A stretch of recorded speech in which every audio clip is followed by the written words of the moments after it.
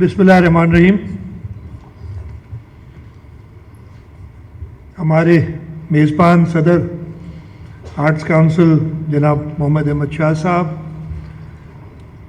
यहाँ पे बैठे हुए ख़ासतौर पे डिप्लोमेटिक कम्युनिटी, हमारी तुर्की के, श्रीलंका के काउंसिल जनरल्स, सारे शहर के मुअज़्ज़िज़ीन, आर्ट्स काउंसिल के अहदेदार, गवर्निंग बॉडी के मेंबरान, आप सबको अस्सलाम वालेकुम।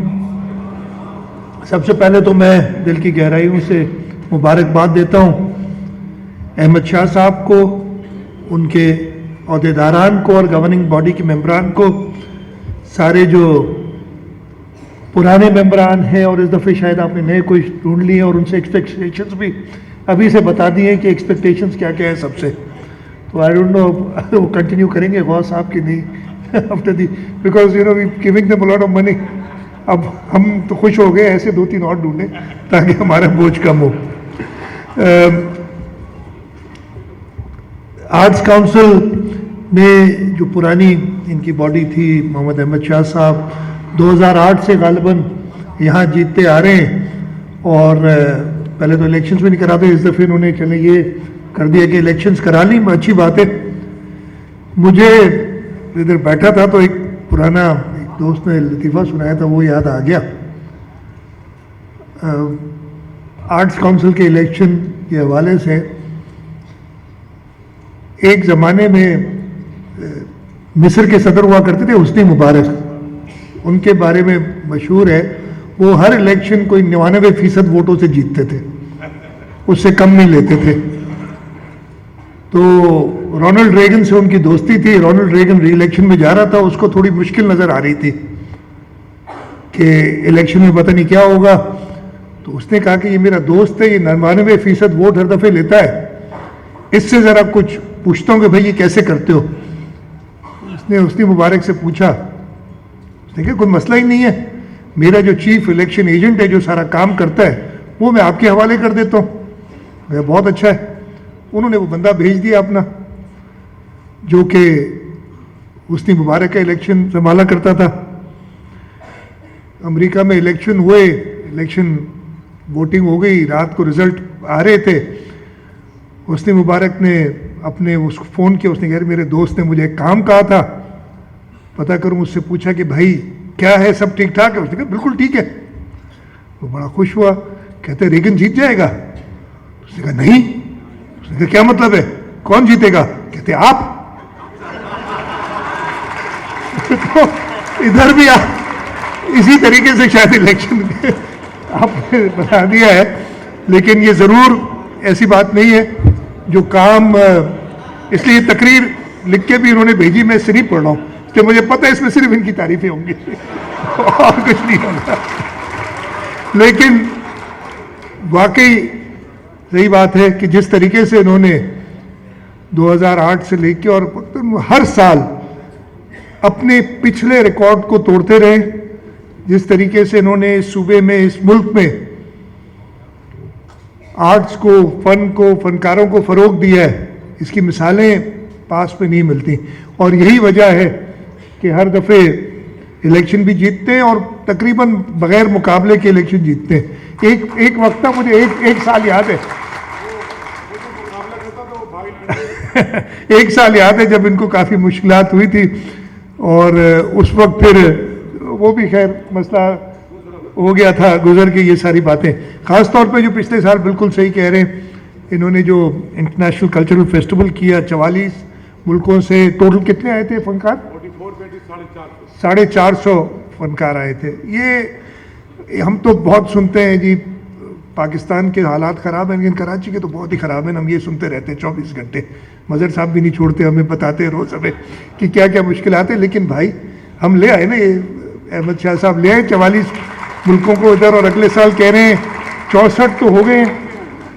और मुझे पता है ये उसके अगले साल ये मरीख से भी लोग लाएंगे इधर के लिए, इसलिए ट्रंप मरीख में तो लोग भेज रहा है, तो जब वो मार्च में लोग भेजेगा तो उधर से घूम फिर के वो फिर कराची आएंगे और इधर हमारे कल्चरल फेस्टिवल में हिस्सा लेंगे। मैं ज़्यादा और बात नहीं करूँगा, मुझे फिर यहाँ से हैदराबाद जाना है अभी। मैं माजरत भी करता हूँ कि लेट हो गया था, कुछ फौतगी हो गई थी फैमिली के अंदर, इसलिए मुझे वहाँ जाना पड़ा। और मैं शुक्रगुजार हूँ मोहम्मद अहमद शाह का कि उन्होंने, मैंने कहा मुझे जी तकरीबन 1-1.5 घंटा लेट हो जाऊँगा, तो उन्होंने कहा नहीं कोई मसला नहीं है, आप सबको इंतज़ार करना पड़ा उसके लिए माजरत।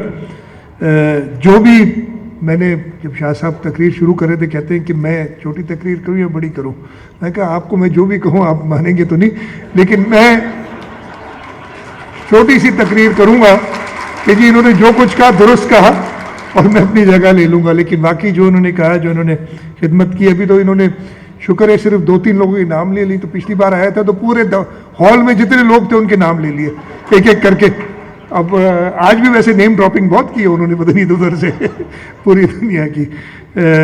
तो ये अहमद शाह साहब और आर्ट्स काउंसिल के हवाले से आपसे हमें वो चाहिए। बिल्कुल जी, हम पहले भी सपोर्ट करते रहे, हुकूमत से इंशाल्लाह सपोर्ट करती रहेगी। कल्चर मिनिस्टर साहब ख़ास तौर पे बहुत ज़्यादा इस मामले में को देखते हैं। मैं आपके अहदेदारान को, आपके गवर्निंग बॉडी के मेंबरान को एक बार फिर मुबारकबाद देता हूँ, और इसी उम्मीद के साथ अभी तक जो आपने इधर ये बहुत सारा लिख के भेजा था ना कि मैंने फलाना किया, मैंने फलाना किया, नहीं छोड़ क्या दे, ये तो छोड़ ही दूंगा, इसलिए इसकी वजह से तो आप जीते, जो आपने सब कुछ किया था, सबको पता है। अब आगे अगले इलेक्शन के लिए अभी से हम तो यही करते हैं, इलेक्शनों की तैयारियां पहले दिन ही शुरू कर देते हैं, और तो मुझे उम्मीद है कि आप वैसे ही और खिदमत करते रहेंगे। और मैं अपनी तरफ से, हुकूमत सिंध की तरफ से यकीन दिलाता हूँ कि जो भी सपोर्ट चाहिए होगी, ये कुछ दिनों पहले बिलावल भुट्टो जरदारी साहब ने तकरीर की थी, कहाँ की थी मुझे याद नहीं है, मैं बैठा था, तो उन्होंने यही बात की थी कि पाकिस्तान बना था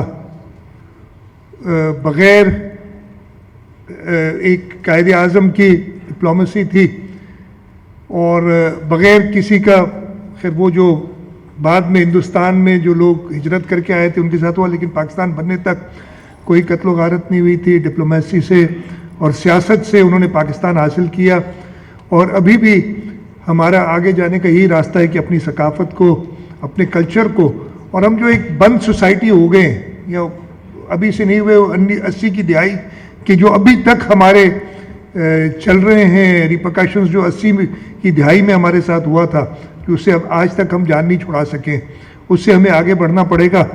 और उसके लिए ज़रूरी है कि इस किस्म के इदारे जैसे आर्ट्स काउंसिल है, वो मज़ीद आर्ट्स को, फ़नकारों को तरक्की फ़रोग़ दें, और लोगों के लिए वो एंटरटेनमेंट दें कि उस 80 की दिहाई वाली जो हम एक बंद गली में चले गए थे, और जैसे मैंने कहा उससे अभी तक निकल नहीं सकें, उससे हम निकल सकें। मैं एक बार फिर मोहम्मद अहमद शाह और सारे मेंबरान को मुबारकबाद भी देता हूँ, उसी उम्मीद के साथ कि इंशाअल्लाह ताला ऐसे ही खिदमत करते रहेंगे जैसे आर्ट्स काउंसिल ने पहले की, और हुकूमत सिंध इंशाअल्लाह आपके साथ रहेगी। बहुत बहुत शुक्रिया। पाकिस्तान जिंदाबाद।